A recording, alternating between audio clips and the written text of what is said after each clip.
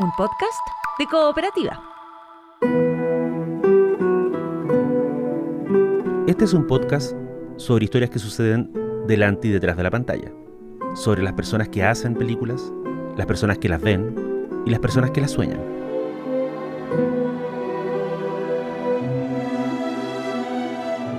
Soy Daniel Villalobos y esto es El Contador de Películas.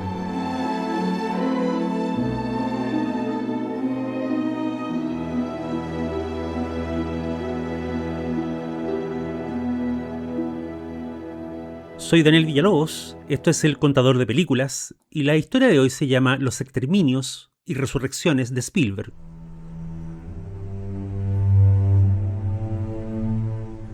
Mientras todos están pendientes del día de la revelación, el flamante estreno dirigido por Steven Spielberg, no muchos recordaron que hace unos días se cumplieron 33 años del estreno de uno de sus grandes clásicos.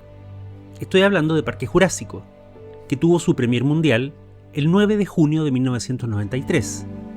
Pero esa no fue la única película dirigida por Spielberg que se estrenara ese año. Unos meses más tarde, el 30 de noviembre, en un cine de Washington, D.C., tuvo su propia avant-première, La lista de Schindler. Ha sido un lugar común por varios años decir que Spielberg filmó Parque Jurásico para poder rodar a continuación La lista de Schindler, la película que de veras le importaba, la tragedia real entroncada con sus orígenes y con su propia familia. La adaptación del thriller de dinosaurios del autor Michael Crichton sería entonces una concesión, una manera de hacer ganar dinero a Hollywood antes de embarcarse en un proyecto que muchos veían como la antítesis de un producto comercial. Pero el cine es muy extraño. Vistas a la distancia, ambas películas no parecen animales de distinta especie, sino más bien hermanas mellizas cuyas similitudes se acentúan con cada revisión. ¡Hey! ¡Dawson! No digas mi nombre. ¡Dawson! ¡Dawson! ¡Dawson está aquí! A nadie le importa. Parque Jurásico, como ustedes saben, cuenta la aventura de unos visitantes atrapados en una isla plagada de dinosaurios que han vuelto a la vida gracias a la ingeniería genética. Está muy bien, pero hay algo que no comprendo. Quizá pueda explicármelo. No logro entender cómo se lleva trabajando desde las 6 de la mañana. Solo ha hecho este montoncito de bisagras. La lista de Schindler es un drama de época basado en la odisea de Oskar Schindler, un empresario alemán que logró salvar del exterminio a cientos de prisioneros judíos a los que empleó y luego compró para evitar que fueran asesinados. En apariencia, ambas producciones no tienen mucho en común, excepto por la presencia de rejas y alambradas eléctricas. En un caso, para repeler a criaturas prehistóricas, en el otro, para contener a seres humanos despojados de su dignidad. Pero la lista de Schindler y Parque Jurásico comparten además un elemento clave, que es la figura del empresario o emprendedor. La isla es la invención de John Hammond, el genial hombre de negocios cuyos proyectos han sido todos exitosos hasta la fecha. Lo que vamos a conocer en la historia es su primer fracaso. Por su parte, Oskar Schindler, como él mismo recuerda en una conversación con su mujer, ha tenido mala suerte en todos sus emprendimientos. Lo que vamos a conocer es su único éxito como empresario, un éxito que al principio es solo monetario, amasa una fortuna explotando personas y que luego se vuelve además un triunfo moral, pierde ese dinero rescatando personas. No ahorramos en nada, es una frase recurrente de Hammond al exhibir con orgullo los lujos de su parque.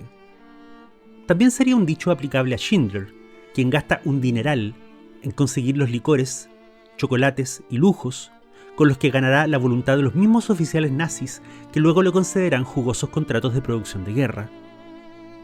El invento de Hammond es un parque temático que pretende reproducir el hábitat de animales extintos antes de la aparición del hombre en la Tierra. El gueto de Cracovia es una cárcel en zona urbana que pretende reproducir la vida normal de un barrio, la misma ilusión cruel que los nazis mantendrán incluso cuando ya han trasladado a sus víctimas a campos de trabajo y exterminio. Hay un momento en Parque Jurásico donde Hammond y el matemático Ian Malcolm, interpretado por Jeff Goldblum, discuten sobre los alcances éticos de la resurrección de animales extintos. Permítame, yo les diré el problema con el poder científico que están utilizando aquí. No les costó ninguna disciplina adquirirlo. Leyeron lo que hicieron otros y dieron el paso siguiente. No adquirieron ese conocimiento solos y no asumen responsabilidad por ello. No nos está dando ningún crédito, dice Hammond. Nuestros ingenieros lograron lo que nadie pensó que podría hacerse. Exacto, dice Malcolm.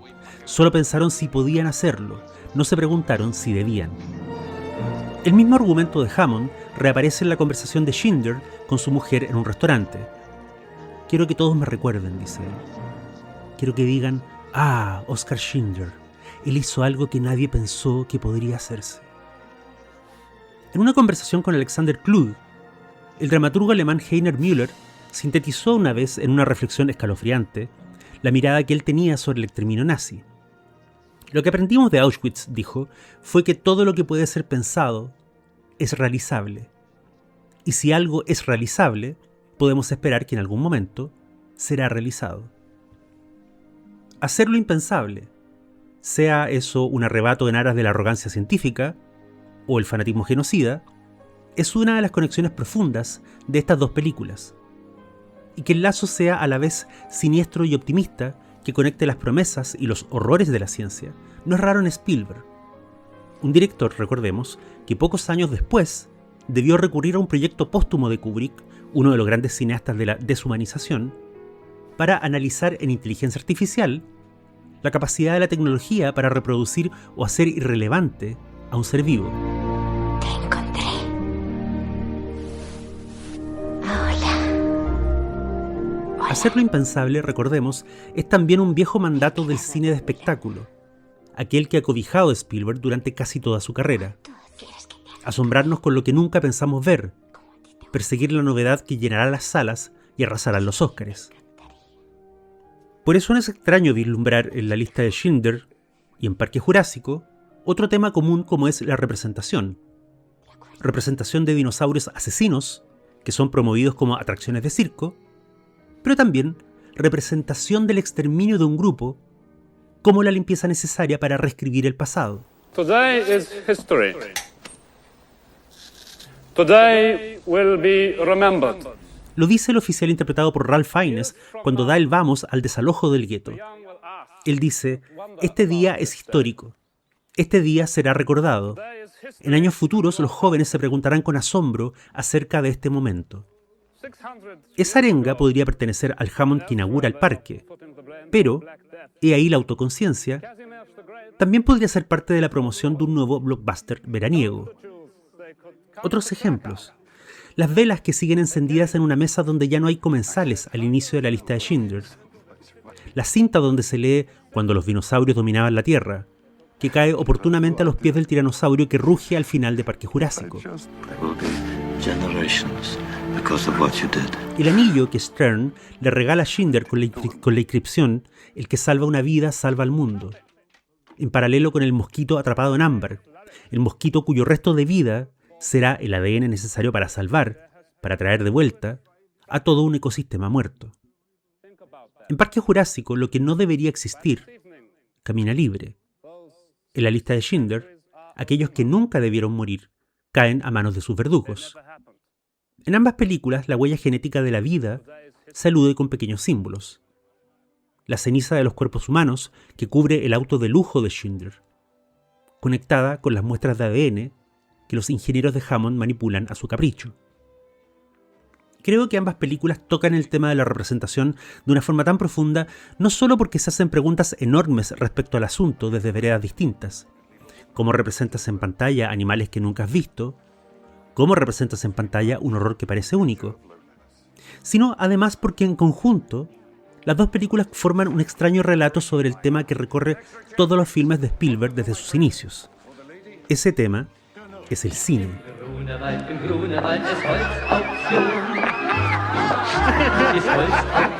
Oskar Schindler y John Hammond son dos empresarios, productores podríamos llamarles, que comprenden al final de sus aventuras que ningún sueño megalómano está sobre la vida de sus semejantes.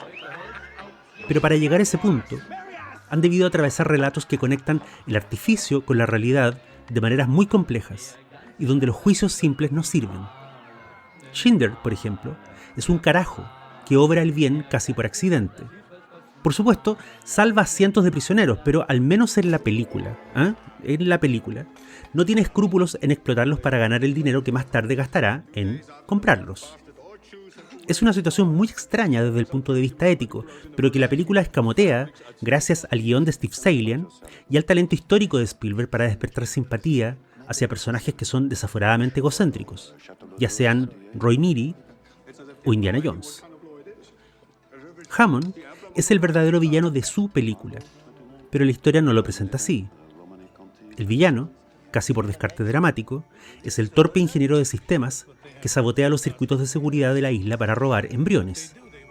Sin él, quizás el parque habría funcionado de maravilla, a pesar de las predicciones del matemático.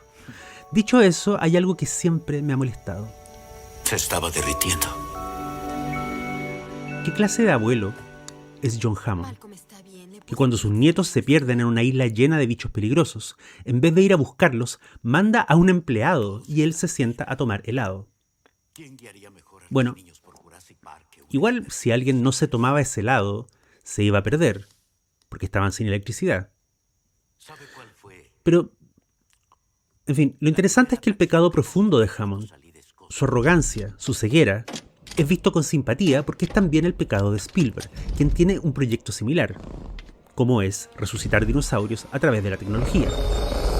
Hay una imagen, ya icónica, donde uno de los velociraptors que intentan merendarse a los héroes atraviesa una rejilla de ventilación y en su cuerpo vemos el reflejo de las letras de un código de ADN. El CGI, está diciendo Spielberg, encierra una amenaza, no para nosotros, los espectadores, sino para la industria. Puede salirse de control, romper los márgenes del parque y del relato, y crear caos donde debió haber orden, visitas guiadas y mucho dinero. De ambas películas me parece que la que peor ha envejecido es La lista de Schindler. Sus intenciones pueden ser nobles, eso sería tema de otro podcast, pero a esta distancia se notan las costuras del libreto y las obvias concesiones de sus mecanismos de identificación. Parque Jurásico, en cambio, es un objeto blindado y veloz al que no le entran balas. Su relato es más puro y elegante, y su lucha por la sobrevivencia puede ser menos artística o menos prestigiosa, pero es mucho más urgente y expedita.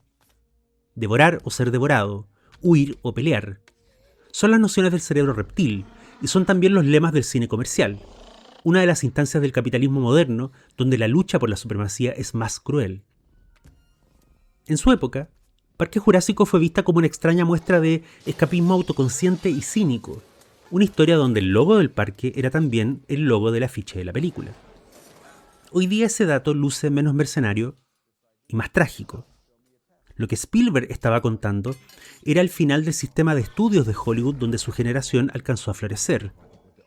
La isla, ese lugar concebido por emprendedores y burócratas de la vieja guardia, era el Hollywood que intentó administrar el CGI, domesticarlo hasta volverlo una herramienta más, como habían sido antes el Technicolor o el 3D.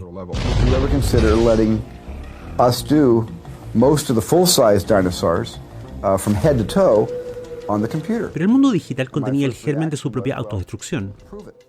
La estirpe del dinosaurio que se alza en 2 pies para alcanzar un brote en la punta de un árbol frente a los ojos asombrados de los protagonistas, terminó volviendo irrelevantes a los actores, al guión y al viejo estilo de hacer cine.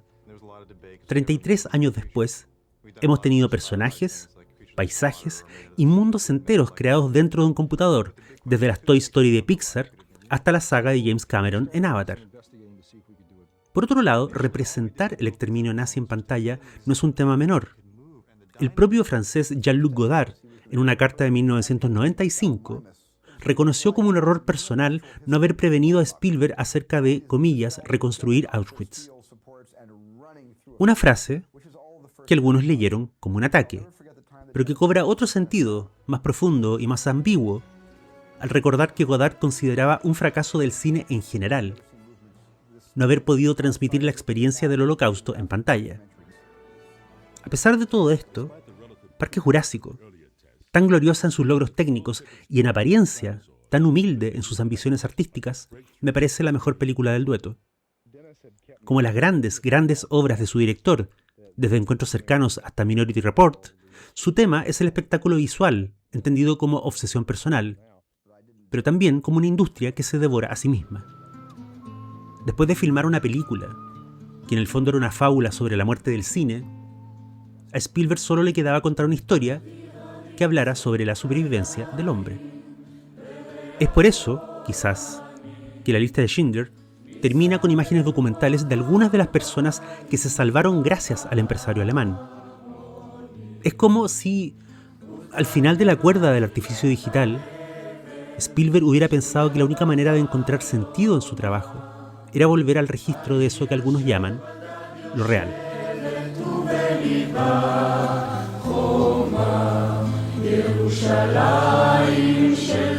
Esto fue El Contador de Películas. Soy Daniel Villalobos. Hasta la próxima.